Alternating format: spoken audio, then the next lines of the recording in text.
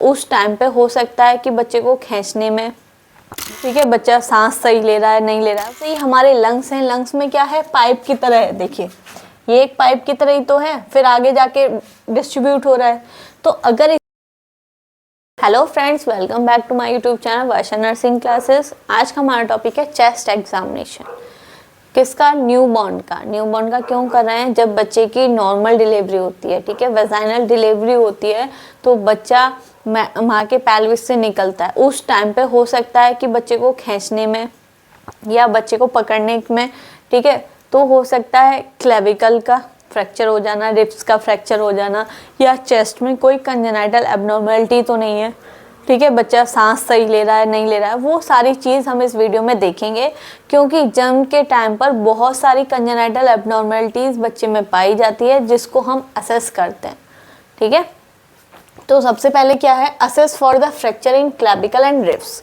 जो बच्चे की क्लेविकल बोन है और रिब्स हैं, उसमें हम सबसे पहले फ्रैक्चर देखेंगे कि है या नहीं। कभी कभी जब नॉर्मल डिलीवरी होती है या वेजाइनल डिलीवरी होती है, ठीक है, तो उस टाइम पर बच्चे के सबसे ज़्यादा कॉमन क्या होता है कि क्लेविकल, ये जो क्लेविकल वाली बोन है वो फ्रैक्चर हो जाती है। शोल्डर को निकालने के चक्कर में हमेशा क्या हो जाता है, ज़्यादातर क्लेविकल बोन फ्रैक्चर हो जाती है, ठीक है। तो सबसे पहले हमें न्यूबॉर्न में फ्रैक्चर की कंडीशन को असेस करना है कि फ्रैक्चर है या नहीं है, ठीक है। देखिए इस तरीके से, जैसे ही हमने बच्चे की डिलीवरी कर रहे हैं, तो उस टाइम पे जब हम शोल्डर को निकालने की कोशिश करते हैं, तो हो सकता है कि क्लेविकल वाली जो बोन है वो फ्रैक्चर हो जाए, ठीक। तो clavicle is the most common bone that becomes fracture during the normal delivery. जब नॉर्मल डिलीवरी होती है तो मोस्ट कॉमन फ्रैक्चर क्लेविकल का होता है, ठीक। ये चीज़ हमें पहले असेस करनी है, बच्चे में है या नहीं है। तो फिर भाई अच्छे पीडियाट्रिशियन को दिखाइए, ठीक है, तो डॉक्टर का सलाह लीजिए, डॉक्टर के पास जाइए। फिर देखते हैं chest appears on the round shape. Chest जो है, जो न्यूबॉर्न है उसकी चेस्ट कैसी होती है? राउंड। जो एडल्ट हैं उनकी चेस्ट कैसी होती है? भाई एक तो जो एंटीरियर पोस्टीरियर है, मतलब ये आगे से और पीछे से क्या है, लेंथ कम है, और जो ट्रांसवर्स लेंथ है एडल्ट की वो क्या होती है, बड़ी ज़्यादा होती है। पर लेकिन न्यूबॉर्न में ट्रांसवर्स लेंथ और एंटीरियर पोस्टीरियर लेंथ क्या होती है, सेम होती है, जिसकी वजह से जो चेस्ट की शेप है वो कैसी होती है, राउंड होती है, ठीक है। Because anterior posterior and transverse diameter is equal. दोनों चीज़ क्या होती है, इक्वल होती है। ये बच्चे की जो एंटीरियर पोस्टीरियर है वो भी सेम होगा और ट्रांसवर्स भी सेम होगा, जिसकी वजह से जो चेस्ट है वो राउंड होगी। क्लियर?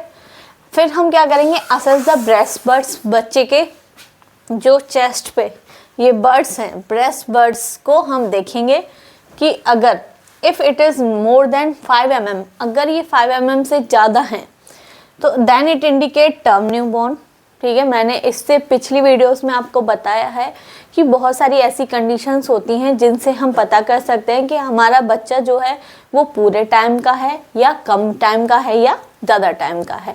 तो हम ब्रेस्ट बर्ड्स के अकॉर्डिंग हम पता कर सकते हैं कि अगर हमारी जो ब्रेस्ट बर्ड्स हैं वो 5 mm से ज़्यादा हैं तो बच्चा टाइम पर हुआ है, फुल टर्म पे है, ठीक है। और अगर 5 mm से कम है, less than 5 mm, it indicate pre term newborn, मतलब जो बच्चा है वो टाइम से पहले ही हो चुका है। तो हम इससे पता कर सकते हैं। नेक्स्ट आ जाते हैं असेस फॉर द कंजेनाइटल एब्नॉर्मलिटीज़। कुछ चेस्ट से रिलेटेड कंजेनाइटल एब्नॉर्मलिटीज़ हैं जिसके बारे में हमें जानकारी होनी चाहिए, ठीक है। कभी कभी क्या होता है, अब हमारे पास 3 टर्म्स हैं, ठीक है। कौन कौन सी हैं? एथेलिया, एमेजिया और एमेस्टिया। ये मेडिकल टर्म्स हैं, इनके बारे में हमें जानकारी होनी चाहिए। सबसे पहले क्या होता है, किसी किसी बच्चों में जो न्यूबॉर्न हैं उनमें ये कंडीशंस पाई जाती हैं। सबसे पहले athelia, nipples is absent but the breast tissue is present. ऐसी कंडीशंस में क्या होता है, जो निपल्स हैं, ठीक है, तो निपल्स तो प्रेजेंट होती हैं, ये जो है ये निपल्स जो है ये तो प्रेजेंट होगी, लेकिन ब्रेस्ट टिश्यू नहीं होगा, ठीक है, ठीक है। एथेलिया में क्या होगा, मान लीजिए ये है, ठीक है, तो इसमें क्या होगा, ये ब्रेस्ट, ठीक है, निपल्स इज एब्सेंट, इसमें क्या होगा, निपल्स एब्सेंट होंगे, सॉरी। ये मान लीजिए ये बच्चे की चेस्ट है, ठीक है, तो इस पे निपल्स नहीं होंगी। ये जो ब्रेस्ट टिश्यू है, जो ब्रेस्ट थोड़ा सा उभरता है, ब्रेस्ट टिश्यू होते हैं, मेमोरी ग्लैंड्स होती हैं, वो तो प्रेजेंट होंगी, ब्रेस्ट टिश्यू तो प्रेजेंट होगा, लेकिन निपल्स प्रेजेंट नहीं होंगी। किस कंडीशन में? एथेलिया की कंडीशन में। अमेजिया की कंडीशन में क्या होगा? निपल्स प्रेजेंट होंगी। ये जो निपल्स है, ठीक है, black black dark brown colour की जो होती हैं, वो निपल्स तो प्रेजेंट होंगी, लेकिन ब्रेस्ट टिश्यू आर एब्सेंट। ऐसा नहीं है जन्म के समय पे कि भाई ब्रेस्ट टिश्यू जन्म होते ही निकलना, मतलब उभरना स्टार्ट हो जाएंगे, नहीं। एट द प्यूबर्टी पे आते आते हमें पता चलेगी कि ब्रेस्ट टिश्यू प्रेजेंट है या नहीं है। तो इस कंडीशन को हम क्या बोलते हैं? एमेजिया। अब नेक्स्ट कंडीशन है एमेस्टिया। इसमें दोनों ही चीज़ नहीं होगी, ना ही ब्रेस्ट टिश्यू होंगे ना ही निपल होंगी, सिर्फ प्लेन क्या होगी? प्लेन चेस्ट होगी। उस कंडीशन को हम क्या बोल देते हैं? एमेस्टिया। क्लियर हुआ भाई? अगर एथेलिया की कंडीशन है तो उसमें क्या होगा? ब्रेस्ट टिश्यू प्रेजेंट होगा पर निपल्स प्रेजेंट नहीं होगी। अगर एमेजिया की कंडीशन है तो निपल्स प्रेजेंट होगा, ब्रेस्ट टिश्यू प्रेजेंट नहीं होगी। अगर एमेस्टिया की कंडीशन है तो दोनों ही प्रेजेंट नहीं होंगे। क्लियर है? अब intercostal retraction is present then it indicate respiratory distress. Intercostal retraction क्या होता है कि जैसे ही चेस्ट है, रिब्स है, बच्चे की जो पसलियां हैं उसमें अगर स्किन धस जाए सांस लेते वक्त, या फिर नॉर्मल कंडीशन में बच्चे की जो स्किन है वो धस रही है, कहाँ पर? रिब्स में, तो हम उससे पता कर सकते हैं बच्चे में रेस्पिरेटरी डिस्ट्रेस की कंडीशन देखने को मिल सकती है या उसको इंडिकेट कर रही है। ठीक है, बच्चे को सांस लेने में दिक्कत हो रही है।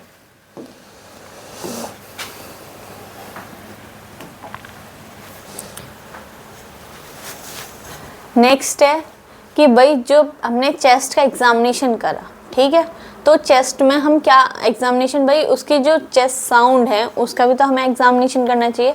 कि आपने देखा होगा कई बार जो डॉक्टर्स हैं वो स्टेथोस्कोप लगा के चेस्ट पे आवाज़ सुनने की कोशिश करते हैं, साउंड सुनते हैं, तो वो कैसे साउंड होती है? सबसे पहले तो breath sound is present during the breathing.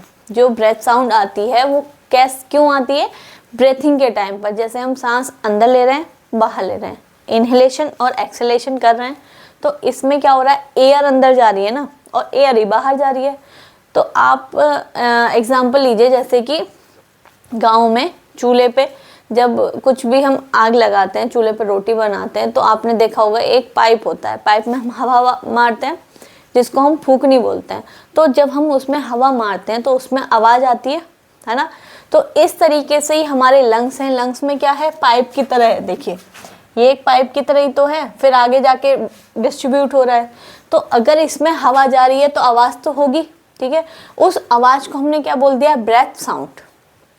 अब ये ब्रेथ साउंड हमें अलग अलग क्यों सुनाई दे रही है? वैसे तो एबनॉर्मल तो बहुत सारी हैं भाई, वीजिंग साउंड, स्ट्राइडर साउंड, ठीक है, घुरघुराने की आवाज़, ग्रिल साउंड, बहुत सारी हैं, वो हैं एबनॉर्मल कंडीशंस की। जो साउंड हमारे पास 3 हैं जो कि नॉर्मली हमें सुनाई देती हैं, मतलब जो डॉक्टर स्टेथोस्कोप लगाते हैं उन्हें सुनाई देती है। अब 3 क्यों होती है भाई? जब हवा जा रही है तो एक ही हो सकती है ना, 3 क्यों हो रही है? 3 इसलिए हो रही हैं भाई। अब यहाँ से देखिए, ये जो पाइप है, ये जो ट्रैकिया है, यहाँ पे क्या है? मोटा है। फिर नीचे जाके क्या हुआ है? इसका डायमीटर क्या हुआ है? छोटा हो गया है। फिर और अंदर अंदर क्या होता जा रहा है? ये और छोटा होता जा रहा है। जैसे जैसे छोटा होता जा रहा है भाई, वैसे वैसे साउंड क्या हो रही है? चेंज हो रही है, ठीक है। तो अलग अलग जगह पे अलग अलग साउंड आएगी। तो वही चीज़ के बारे में पढ़ते हैं। तो यही बोल रहा है, normally 3 breath sound are present. 3 breath sound present होती हैं नॉर्मली, कोई एबनॉर्मल साउंड नहीं होती है। फर्स्ट कौन सी होती है? ब्रोंकियल। ये हमें कहाँ सुनाई देती है? ट्रैकिया पे, ठीक है। कहाँ सुनाई देगी? ट्रैकिया पे। ये वाला जो पोर्शन है, ये वाला देखिए, दिख रहा है आपको? कौन सी हमें साउंड सुनाई देगी? ब्रोंकियल। नेक्स्ट आ जाते हैं ब्रोंकोवेसिकुलर। ये कहाँ सुनाई देगी? Heard over main stem bronchi, ठीक है। मेन स्टेम ब्रोंकाई जब ये अलग अलग पोर्शन में डिस्ट्रीब्यूट हो रहा है, मतलब बट रहे हैं ये आगे। पहले एक ट्रैकिया जा रहा है, ट्रैकिया क्या है? पाइप है, ठीक है। वहाँ पे हमें कौन सी सुनाई देगी? ब्रोंकियल। उसके बाद वो स्टेम में बट रहा है, ब्रांचेस में बट रहा है, वहाँ पे हमें कौन सी सुनाई देगी? ब्रोंकोवेसिकुलर। फिर आगे जाके एल्वोलाइज में और छोटे छोटे उसमें पार्ट्स में डिवाइड हो रहा है, तो वहाँ पे हमें कौन सी सुनाई देगी? वेसिकुलर। क्लियर है? नेक्स्ट है वेसिकुलर साउंड कहाँ सुनाई देगी, हेयर्ड ओवर एल्वोलाई, एल्वोलाई पे जाके सुनाई देगी। इफ ग्रंटिंग साउंड, खड़खड़ाने की आवाज सुनाई दे रही है, is present then it indicate respiratory distress. अगर बच्चे में घड़घड़ाने की आवाज सुनाई दे रही है तो मतलब बच्चे में सांस लेने में दिक्कत है। अगर ये तीनों साउंड आ रही हैं तो ये नॉर्मल है। क्लियर है? आपको मेरी वीडियो से कुछ भी जानकारी मिली हो तो वीडियो को लाइक करें, चैनल को सब्सक्राइब करें और अपने ही ऐसी फ्रेंड्सों को शेयर करें, जिससे कि बच्चों में जो भी कंजेनाइटल एबनॉर्मलिटीज़ हैं उनके बारे में पता चल सके, उनके बारे में लोगों को जानकारी हो सके और सही समय पे वो अपने डॉक्टर्स के पास जा सकें।